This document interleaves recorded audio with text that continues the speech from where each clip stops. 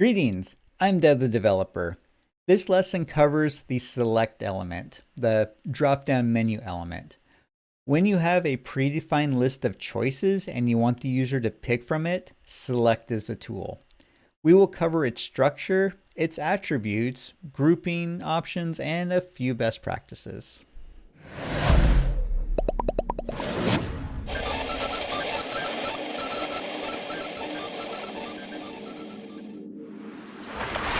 The select element is the container.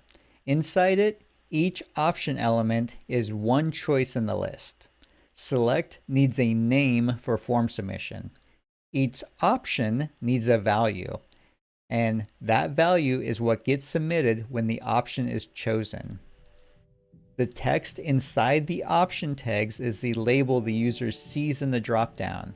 The value is what the server receives. Those two can be different and often are. That first empty option is a common pattern. Without it, the first real option would be pre-selected when the page loads. An empty prompt option forces the user to make a deliberate choice. Now that you have the basic structure, there are two option attributes that change how individual options behave. Selected pre-selects an option when the page loads. Use it when there's a sensible default. Disabled makes an option visible in the dropdown but not selectable. It's useful for group headers within a list or for options that are not yet available. When the option list gets long, there is a built-in way to organize it. When a dropdown has many options and they fall into natural categories, optgroup adds labeled section headers inside the list.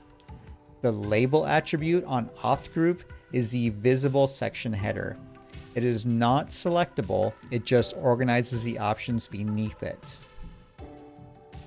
Everything so far has been a standard single choice dropdown, but select can do more.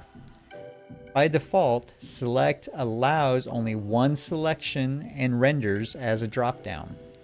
The two attributes change that behavior.